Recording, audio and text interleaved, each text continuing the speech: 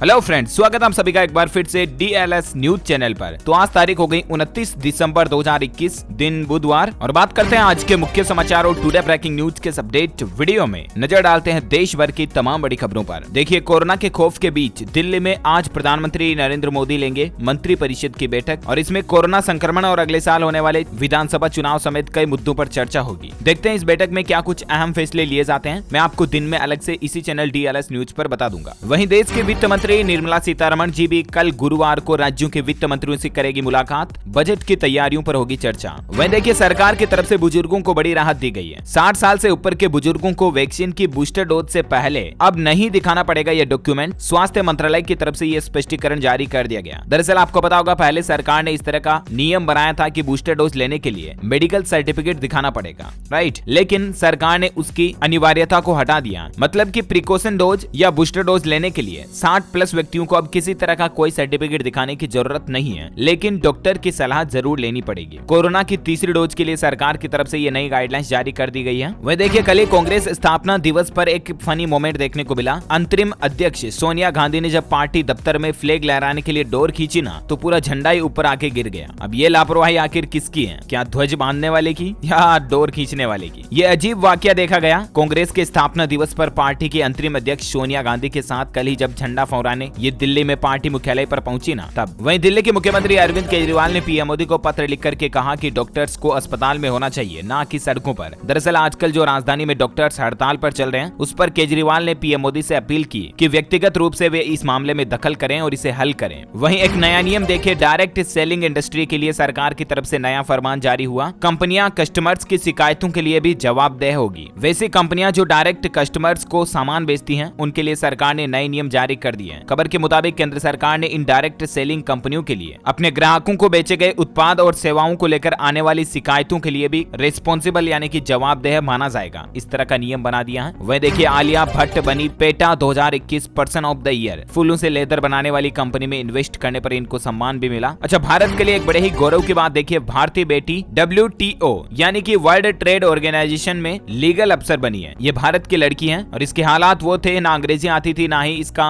Law यानी कि कानून का बैकग्राउंड था। लेकिन एक महिला प्रोफेसर से मुलाकात के बाद इसकी जिंदगी बदल गई। सरकारी स्कूल से निकलकर विश्व व्यापार संगठन तक का इनका सफर वाकई में प्रशंसनीय है। खैर, जो भी हो, हमारे भारत के लिए बड़े ही गौरव की बात है। और ऐसे ही दोस्तों, साल 2021 में कई बेटियों ने भारत का मान बढ़ाया। 21 साल बाद मिस यूनिवर्स का खिताब भी भारत की लड़की के नाम रहा। वहीं मिताली ने भी 10,000 रन बनाए, तो कमला बनी US की उपराष्ट्रपति। मैं आपको साल 2021 की कुछ ऐसी महिलाओं के बारे में बताता हूँ जिन्होंने देश की बेटियों ने दुनिया में भारत का मान बढ़ाया। हरनाज संधू, भारत के पंजाब चंडीगढ़ से निकलने वाली लड़की जिसने मिस यूनिवर्स का खिताब जीतकर अपने देश का नाम रोशन किया। वहीं मेरी कॉम ने एक बार फिर से इतिहास रचा। ओलंपिक में शानदार वापसी कर दूसरे और तीसरे राउंड को 3-2 से अपने नाम किया। ऐसे ही क्रिकेट टीम की कप्तान मिताली राज ने 10,000 रन बनाए। वहीं भारत की महिला पर्वतारोही अरुणिमा सिन्हा ने अपने नाम एक और बड़ी उपलब्धि दर्ज की। एक पैर के सहारे विश्व में रिकॉर्ड बनाया, ऊंची पर्वत चोटी चढ़कर। वहीं दुनिया की 100 सबसे ताकतवर महिलाओं में हमारे देश की वित्त मंत्री निर्मला सीतारमण भी शामिल रही। वहीं कमला हैरिस, जो भारतीय मूल की हैं और पहली अमेरिकी उपराष्ट्रपति बनी, इन्होंने भी भारत का नाम रोशन किया। और ऐसे ही एक ट्रांसजेंडर फोक आर्टिस्ट को राष्ट्रपति ने सम्मान भी दिया। कर्नाटक के बेल्लारी जिले की है ये। वहीं एक आदिवासी समुदाय की महिला को भी राष्ट्रपति सम्मान मिला। बचपन से ही चित्रकारी का शौक था इनको और पेंटिंग के चलते ये सम्मान दिया गया। तो ये कुछ महिलाओं ने इस साल भारत में नाम रोशन किया। ऐसे ही 19 साल की शूटर ने भी पैरालंपिक में अपना देश का नाम रोशन किया। चलिए अगला अपडेट देखिए। अब उड़ानों और हवाई अड्डों पर भारतीय संगीत का मजा ले पाएंगे। नागरिक उड्डयन मंत्रालय ने विमानन कंपनियों को पत्र लिख करके ये डिमांड की है कि अब आपको हवाई अड्डों पर यानी कि एयरपोर्ट पर और हवाई यात्रा करने के दौरान भारतीय संगीत बजते हुए नजर आएंगे। नजर तो क्या, कहने का मतलब आप सुन पाएंगे। वहीं देखिए, रक्षा मंत्री राजनाथ सिंह ने 24 पुलों और सड़कों का वर्चुअल लोकार्पण किया। जम्मू कश्मीर के 9, लद्दाख के 5 पुल भी इसमें शामिल रहे। टोटल LAC और LOC पर 27 पुल और 3 सड़कें बनी और इससे हमारी भारतीय सेना की ताकत बढ़ेगी और सीमावर्ती इलाकों में इंडियन आर्मी की कनेक्टिविटी भी बढ़ेगी इससे। वहीं देखिए, साइचेन और हिमालय में तैनात सैनिकों को -50 डिग्री सेल्सियस में भी गर्म रखेगा ये स्पेशल कपड़ा। दरअसल दोस्तों, रक्षा मंत्रालय की तरफ से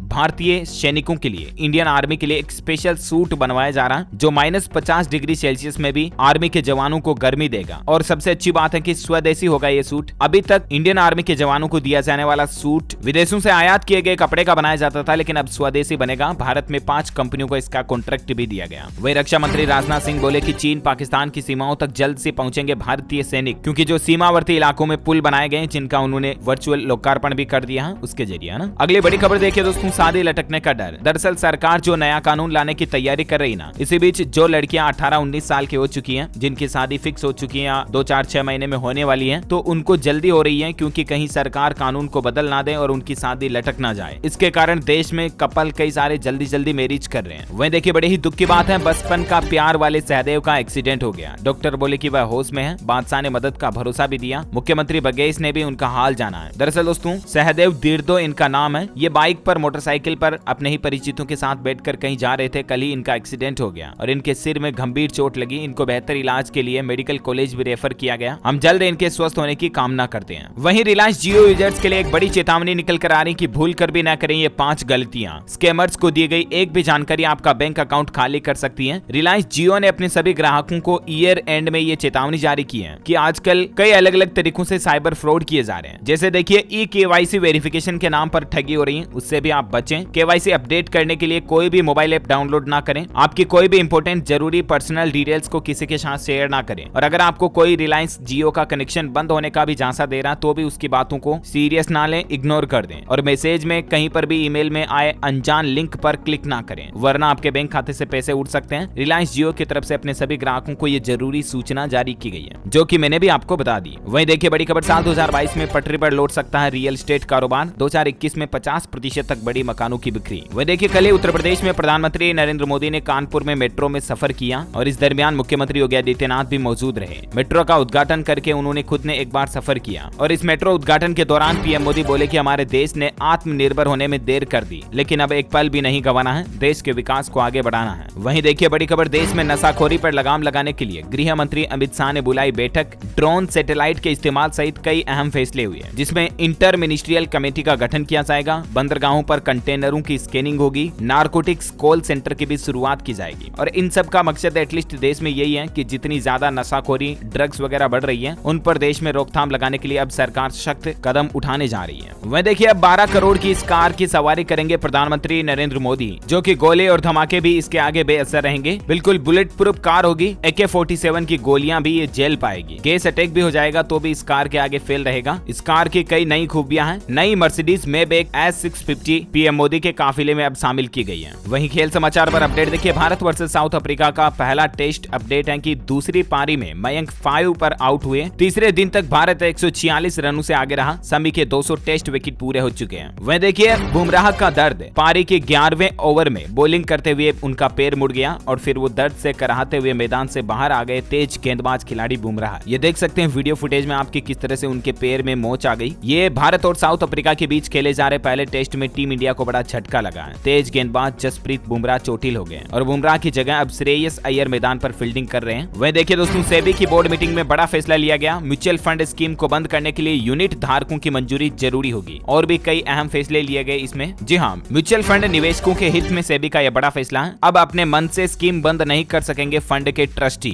बल्कि बंद करने के लिए उनको यूनिट होल्डर की सहमति लेना जरूरी होगा। कुछ और फैसले हैं, सेटलमेंट 60 दिनों के भीतर करना होगा। रिवाइज सेटलमेंट के लिए 15 दिन मिलेंगे। एंकर निवेशकों पर भी नकेल कसी जाएगी वगैरह वगैरह। वहीं मिलिए एक ऐसे हुनर के शख्स से जो पीपल के पत्तों पर उकेरते हैं तस्वीरें। इनका नाम है श्रवण कुमार और ये 21 साल के हैं। पीएम मोदी से लेकर कई शख्सियतों के फोटो को इन्होंने पीपल के पत्तों पर तराशा है। CDS बिपिन रावत को भी इसी तरह से इन्होंने ट्रिब्यूट दिया। श्रवण की हुनरमंदी का अंदाजा आप इनकी कुछ कलाकारियों को देख करके ही लगा सकते हैं। तमिलनाडु के ये रहने वाले हैं। वाकई में इनके हुनर को सैल्यूट। श्रवण की आर्ट से उनका पूरा कमरा सजा हुआ है। इन्होंने कई महापुरुषों और भगवान की फोटोज भी पत्तों पर बनाई है। चलिए अगली बड़ी खबर देखिए, कर्मचारियों को नए साल का तोहफा। ये भारतीय कंपनी इलेक्ट्रिक व्हीकल खरीदने के लिए देगी 3 लाख रुपए। दरअसल JSW ग्रुप ने अपने कर्मचारियों को कार खरीदने के लिए एक बड़ा तोहफा दिया और नए साल 2022 में अगर इस कंपनी का कोई भी कर्मचारी EV यानी कि इलेक्ट्रिक व्हीकल खरीदेगा तो कंपनी 3 लाख रुपए तक की मदद देगी। 1 जनवरी 2022 से ही कंपनी इस पॉलिसी को अपने कर्मचारियों के लिए लागू करने जा रही है और देश में EV को बढ़ावा देने की ये बहुत अच्छी पहल भी है वाकई में। चलिए अगला अपडेट देखिए, ICC अवार्ड्स 2021 की घोषणा हो चुकी है। Ashwin test player of the year के लिए नॉमिनेट हुए हैं। अच्छा दोस्तों, खबरों का सिलसिला जारी रहेगा। कुछ और इंपोर्टेंट न्यूज अपडेट और हाइलाइट्स आपको बताना बाकी है। सरकार की तरफ से कुछ बड़ी घोषणाएं भी जानेंगे अपन, लेकिन फिलहाल वक्त हो चुका आज के ताजा मौसम समाचार जानने का। देखिए बारिश के बाद राजधानी दिल्ली, उत्तर प्रदेश और पंजाब में ठिठुरन ठंड बढ़ी है और मौसम विभाग ने नए साल तक उत्तर भारत में शीतलहर लहर का अलर्ट भी जारी किया। देखिए कुछ राज्यों के हालात। राजस्थान में कल ही इतने ओले गिरे कि खेतों का रंग बदल गया। जैसलमेर और जोधपुर में आधे घंटे तक बारिश और ओले गिरे और उसके बाद अब सर्दी और भी ज्यादा बढ़ेगी। यानी कि राजस्थान के रेगिस्तानी इलाकों में भी बर्फ ही बर्फ अभी दिख रही है ओलों की वजह से, और 3 दिन घने कोहरे की भी संभावना है। और यहाँ तक कि राजस्थान में तो आज और कल अगले 24 घंटों के दौरान कोटा, उदयपुर, अजमेर संभाग के कई जिलों में ओला गिरने की और बारिश की चेतावनी अभी भी जारी की गई है। वही देखिए उत्तर प्रदेश में भी बारिश ने ठंड बढ़ाई। लखनऊ और कानपुर समेत कई शहरों में बूंदाबांदी रहेगी। 18 जिलों में अगले 2 दिन बारिश का अलर्ट है। बिहार में भी देखिए सर्दी की पहली बारिश देखी गई। 48 घंटों में ठंड बढ़ेगी, तेजी से गिरेगा पारा। और पटना समेत 38 जिलों में आज और कल भी बिहार में बारिश का अलर्ट जारी किया गया। और इन सब के बीच संपूर्ण भारत का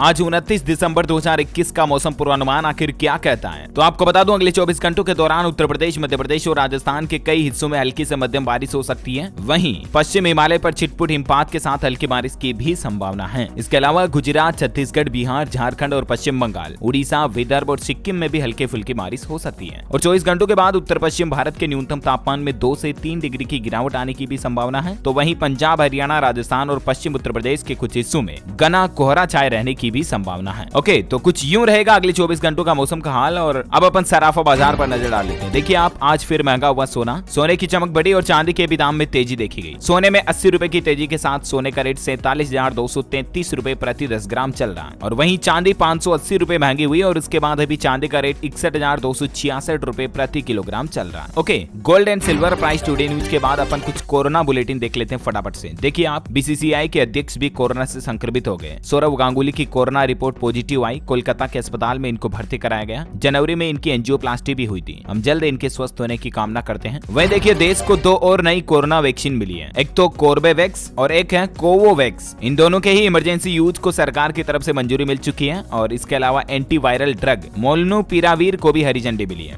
और ऐसे में अब हमारे भारत के पास कुल मिलाकर के 8 स्वदेशी कोरोना वैक्सीन हो चुकी है, जिसमें सबसे ज्यादा कोविशील्ड और कोवैक्सीन के टीके लगी रहे लोग बागों को। वहीं देखिए अगला अपडेट, ओमिक्रॉन की खतरनाक रफ्तार देखी जा रही है देश में। एक दिन में सबसे ज्यादा 135 मरीज पाए गए पिछले 24 घंटों के दौरान ओमिक्रॉन के नए मरीज, और 25 दिन पहले जबकि सिर्फ 2 केस थे। और भारत में अभी ओमिक्रॉन की संख्या बढ़कर 600 से ज्यादा हो चुकी है। कुल ओमिक्रॉन के मामले 687 से भी ज्यादा, ऑलमोस्ट 700 के लगभग पहुंच चुके हैं। वहीं ओमिक्रॉन का कहर दुनिया भर में भी चल रहा है और इसके चलते कुछ बड़े बदलाव देखिए आप। फ्रांस में सिनेमा हॉल, पब्लिक ट्रांसपोर्ट में खाने पीने पर भी रोक लगा दी गई है। वर्क फ्रॉम होम को अनिवार्य कर दिया। दुनिया भर में अभी 11,500 फ्लाइट्स भी कैंसिल चल रही है ओमिक्रॉन के चलते। यानी कि ओमिक्रॉन की रफ्तार ने दुनिया की रफ्तार को कितना रोक दिया। वहीं देखिए पंजाब सरकार की तरफ से सख्त चेतावनी जारी कर दी गई है ओमिक्रॉन के खतरे को देखते हुए। 15 जनवरी से जिस भी व्यक्ति ने डबल डोज नहीं लगवाई है उनको बसों, होटल, रेस्टोरेंट, जिम और सिनेमा हॉल में नो एंट्री रहेगी। यानी कि वे लोग सार्वजनिक जगहों पर नहीं जा पाएंगे। वहीं देखिए हालिया एक रिपोर्ट में भी इस बात का पता चला कि ओमिक्रॉन के कहर के चलते कोरोना की तीसरी लहर जल्द बनेगी सच्चाई। लेकिन भारत अब भी महामारी से निपटने के लिए तैयार नहीं है और ये बड़ी ही सोचने लायक बात है, सरकारों के लिए भी और हमारे लिए भी। क्योंकि आईआईटी के वैज्ञानिकों समेत कई देश के एक्सपर्ट्स भी ये चेता चुके हैं कि देश में फरवरी में कोरोना की तीसरी लहर का पीक आएगा। वहीं देखिए इंग्लिश प्रीमियर लीग में कोरोना विस्फोट से हड़कंप समझ गया। 103 लोग पॉजिटिव पाए गए। हालांकि अभी भी लीग ने दर्शकों की एंट्री पर रोक नहीं लगाई है। साथ ही देखिए ओमिक्रॉन का खतरा बढ़ा और इसके चलते राजधानी दिल्ली में भी येलो अलर्ट लागू किया जा चुका है और उसके बाद अब स्कूल, कॉलेज भी बंद कर दिए। दिल्ली के अरविंद केजरीवाल सरकार की तरफ से कोरोना और ओमिक्रॉन के बढ़ते मामलों के बीच दिल्ली में नए प्रतिबंध लागू करने की घोषणा ऐलान किया जा चुका है। अब राजधानी दिल्ली में मेट्रो में भी केवल 50% यात्री सफर कर पाएंगे। 712 में से मेट्रो के 444 गेट ही खुलेंगे। कुछ और गाइडलाइंस आप देख सकते हैं येलो अलर्ट के तहत किन किन पॉइंट्स पर सरकार की तरफ से सख्त नियम लागू किए हैं। स्कूल, कॉलेज, शिक्षण संस्थान, कोचिंग इंस्टीट्यूट वगैरह सब कुछ बंद रहेंगे। सिनेमा हॉल और जिम पर भी ताले लग गए। वहीं मॉल में दुकानों को ऑड इवन यानी कि सम विषम के आधार पर खोला जाएगा। मेट्रो और बसों में भी 50% यात्रियों के ही बैठने की इजाजत होगी। और भी कुछ गाइडलाइंस आप देख सकते हैं। तो ये राजधानी दिल्ली में नई बंदिशों का ऐलान केजरीवाल सरकार की तरफ से किया जा चुका है और उन्होंने ये भी चेतावनी दी है दिल्ली वालों को कि अगर भीड़ दिखी तो बाजार बिल्कुल ही बंद कर दिए जाएंगे। और इस तरह से दिल्ली में एक बार फिर से मिनी लॉकडाउन लग चुका है। वहीं केंद्र सरकार ने भी राज्य सरकारों को इस तरह का निर्देश दिया कि 15 से 18 साल तक के बच्चों के लिए अलग से वैक्सीन की साइट बनाई जाए। 28 दिन बाद दूसरा टीका लगेगा। यानी कि बच्चों के कोरोना वैक्सीन में एक टीके से दूसरे टीके की डोज में 28 दिन का अंतराल रहेगा और अलग से मतलब टीकाकरण सेंटरों की व्यवस्था करें राज्य सरकारें। इस तरह की भी केंद्र सरकार ने सभी स्टेट गवर्नमेंट को निर्देश जारी किए हैं। वहीं देखिए गुजरात सरकार भी बच्चों को सुरक्षा कवच स्कूलों में ही देगी। यानी कि 15 से 18 साल तक की उम्र के 35 लाख बच्चों को गुजरात राज्य में स्कूलों में ही वैक्सीन लगाने की तैयारियां सरकार शुरू कर रही है। और 3 जनवरी से आपको पता होगा देश के प्रधानमंत्री नरेंद्र मोदी की घोषणा के मुताबिक 3 जनवरी नए साल से ही हमारे देश में 15 से 18 साल के बच्चों को वैक्सीन लगना शुरू हो जाएगा, राइट। तो ऐसे में गुजरात ने घोषणा कर दी है सरकार ने कि स्कूलों में ही लगेगी वैक्सीन। ऐसे ही कल मध्य प्रदेश सरकार ने भी की थी घोषणा। तो इस तरह से अलग अलग सरकारें अपने अपने हिसाब से या तो अलग वैक्सीन सेंटर बना रही है या तो स्कूलों में ही व्यवस्था कर रही है। और यहाँ तक कि बच्चों के लिए वैक्सीन रजिस्ट्रेशन के लिए आधार कार्ड अगर बच्चों का नहीं बना हुआ तो आप 10वीं की मार्कशीट या उनके स्टूडेंट ID कार्ड का भी इस्तेमाल कर पाएंगे। ओके, वहीं देखिए दिल्ली में 2 जून के बाद सबसे ज्यादा कोरोना मरीज देखे गए। मुंबई में भी 70% केस बढ़े। महाराष्ट्र में 8 दिन बाद ओमिक्रॉन मरीज नहीं मिला, जो कि राहत की बात है। और तीसरी लहर पर एक्सपर्ट्स ने यह भी चेतावनी जारी कर दी है कि ओमिक्रॉन के कारण भारत में कोरोना तेजी से फैलेगा, लेकिन यह लहर ज्यादा दिन नहीं चलेगी। लेकिन फिर भी एक बार पीक आएगा जनवरी फरवरी में, तो हमें सावधान रहने की तो जरूरत है ही है। वही देखिए राजस्थान में भी सरकार ने जितने भी जिले हैं उन सभी के जिला कलेक्टरों को आदेश जारी कर दिया कि अस्पतालों में दवाइयां और ऑक्सीजन का स्टॉक रखा जाए। ऐसे निर्देश जारी कर दिए और कोरोना की टेस्टिंग बढ़ाने पर भी जोर दिया जाए। वहीं मध्य प्रदेश में टीनेजर्स को 3 जनवरी से वैक्सीन लगेगी। उससे पहले कोविन पोर्टल पर 1 जनवरी से रजिस्ट्रेशन शुरू हो जाएगा और 9 दस्तावेजों में से स्कूल ID भी मान्य होगी, सिर्फ कोवैक्सीन ही लगाई जाएगी। इस तरह के नए गाइडलाइंस भी MP सरकार की तरफ से जारी किए गए हैं। वह देखिए महाराष्ट्र के एक सरकारी कॉलेज में कोरोना विस्फोट देखा गया। फुली वैक्सीनेटेड 49 छात्राएं कोरोना से संक्रमित पाई गई। महाराष्ट्र के सांगली जिले के मिराज के सरकारी मेडिकल कॉलेज की यह घटना है। बिहार सरकार की तरफ से भी कुछ नई पाबंदियों का ऐलान किया गया है। नीतीश सरकार ने कुछ और चीजों पर रोक लगा दी है। ये गाइडलाइंस आप पढ़ सकते हैं। 2 जनवरी 2022 तक सभी पार्क उद्यान पूर्ण रूप से बंद रहेंगे वगैरह वगैरह, और डिटेल्स आप देख सकते हैं। ओके, तो ये रही कुछ कोरोना बुलेटिन। और अब अपन देश की कुछ और बड़ी खबरें देखें, लेकिन साथ के साथ मैं आपको कुछ एजुकेशनल अपडेट भी बता देता हूँ, है ना। देखिए CSIR की तरफ से UGC नेट के एग्जाम की कुछ तारीखों में बदलाव किया है। अब 29 जनवरी 15 से 18 फरवरी तक एग्जाम होंगे, ठीक है ना। तो आप UGC ऑफिशियल पोर्टल पर जाकर के चेक कर लीजिएगा। वही देखिए राजस्थान में 10,000 नए शिक्षकों की भर्ती होगी। सीनियर टीचर के कुल 121 पद रहेंगे और शारीरिक शिक्षक के PTI के भी 2232 पदों पर वैकेंसी जल्द ही निकलने वाली है। सरकार की तरफ से ऐसा ऑफिशियल अपडेट आ रहा है। और इसके अलावा राजस्थान में स्टेट ओपन का कल ही रिजल्ट जारी हुआ, जिसमें बेटियां आगे रही 10वीं 12वीं के ओपन रिजल्ट में। हालांकि दुख की बात है कि 10वीं में महज 35.42% छात्र ही सफल हो पाए। शिक्षा मंत्री बोले कि मोबाइल छोड़कर पढ़ाई में ध्यान दे बच्चे। वह देखिए सरकारी नौकरी पर अपडेट आ रहा। महाराष्ट्र पब्लिक सर्विस कमीशन में 900 पदों पर वैकेंसी भर्ती निकली हुई है। कैंडिडेट्स 11 जनवरी 2022 तक अप्लाई कर पाएंगे। वहीं MPPSC 2021-2022 का ऑफिशियल कैलेंडर एग्जाम कैलेंडर भी जारी हो चुका है। आप ऑफिशियल शेड्यूल ज्यादा पोर्टल पर चेक कर लीजिएगा, ठीक है ना। इसके अलावा मध्य प्रदेश में रोजगार पर एक बड़ी खबर आ रही है कि प्राइमरी टीचर पात्रता परीक्षा में फॉर्म भरने की आखिरी तारीख को बढ़ा दिया। अब आप 1 जनवरी तक फॉर्म भर पाएंगे। और इसके अलावा छत्तीसगढ़ में कोरोना के बीच आज से बच्चों की परीक्षाएं भी शुरू होने जा रही हैं। 8वीं तक के स्टूडेंट्स स्कूल में ही एग्जाम देंगे, ऑनलाइन का कोई विकल्प नहीं होगा। बच्चों के लिए न्यू ईयर पार्टी कैंसिल है, परीक्षा तो पढ़ाई करनी पड़ेगी, है ना।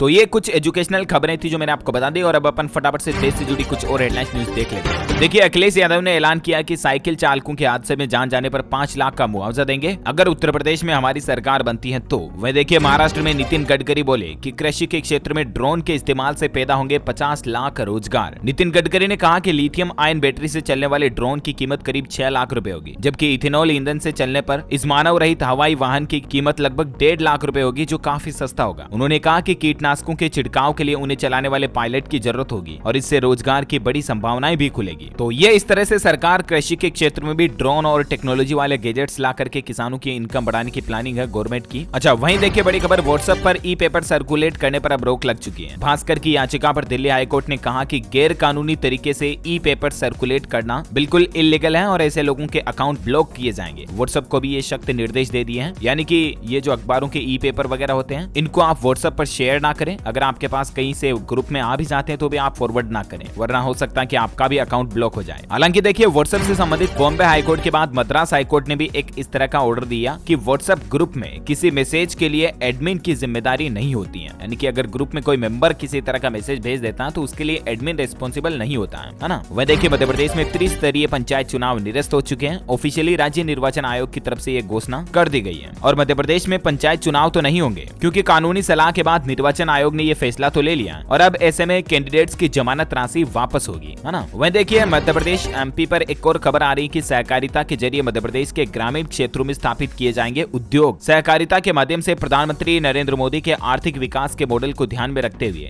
MP की शिवराज सरकार नवाचार करने जा रही है और इसके लिए ग्रामीण क्षेत्रों में उद्योग स्थापित किए जाएंगे। ये स्थानीय मांग के आधार पर होंगे, यानी कि गांव के लोग क्या चाहते हैं कि आसपास किस तरह का काम धंधा, इंडस्ट्री, फैक्ट्री डाली जाए, उस तरह की सरकार अब उस हिसाब से उद्योग धंधे लगाएगी। अच्छा क्रिप्टो करेंसी प्राइस अपडेट देखिए, बिटकॉइन में आज बड़ी गिरावट देखी गई। गई। 1,04,000 रुपए से भी ज्यादा सस्ता हुआ BTC का रेट। और उसके बाद अभी क्या कुछ रेट चल रहे हैं टेबल में आप देख सकते हैं। वहीं देखिए उत्तर प्रदेश आगरा के लोगों के लिए भी खुशखबरी है। साल 2024 तक मेट्रो की सौगात यूपी आगरा को भी मिल सकती है। कानपुर में तो कल ही उद्घाटन किया था सरकार ने, है ना। चलिए अगला अपडेट देखिए। रेलवे ने पंजाब, हरियाणा, राजस्थान की कई सारी ट्रेनों को कैंसिल कर दिया। बंगलुरु जाने वाली ट्रेनों के रूट में भी बड़े बदलाव किए हैं और ये 2 जनवरी 2022 तक लागू रहेंगे। तो ऐसे में आप ऑफिशियल पोर्टल इंडियन रेलवे के या IRCTC के पोर्टल पर चेक कर लीजिएगा, है ना। वहीं देखिए टेक्नोलॉजी पर अच्छी खबर आ रही है। 5G आधारित रिमोट रोबोटिक संचालन के लिए एयरटेल और TCS ने मिलाया हाथ। माइनिंग ऑयल फील्ड में होगा इसका इस्तेमाल और उम्मीद है कि 2022 में जल्द ही हम सबको 5G इंटरनेट देखने को मिलेगा। अच्छा, कुछ अपकमिंग कार्स हैं जो CNG से चलेगी। नए साल 2022 में आपको देखने को मिल सकती हैं आने वाली कारें, जिसमें टाटा टिगोर का CNG वर्जन आएगा। मारुति स्विफ्ट का भी CNG वर्जन आने की प्लानिंग है। मारुति बेलेनो भी अपना CNG वेरिएंट ला रही है और विटारा ब्रीजा भी CNG निकाल सकती है। इस तरह की मीडिया रिपोर्ट्स आ रही है। अच्छा, वहीं देखिए किसान आंदोलन खत्म हो चुका है लेकिन मुकदमे अभी भी बरकरार है। यूपी में किसानों पर दर्ज हुए थे 100 से ज्यादा मुकदमे और अब 15 जनवरी को संयुक्त किसान मोर्चा की बैठक में ये मुद्दा उठाएंगे किसान भाई लोग। ओके, तो इसी कड़ी में आज दिन भर की तमाम बड़ी खबरें, मुख्य समाचार, टुडे ब्रेकिंग न्यूज का अपडेट वीडियो यही फिनिश होता है। और हाँ, आप मुझे कमेंट करके बताइए कि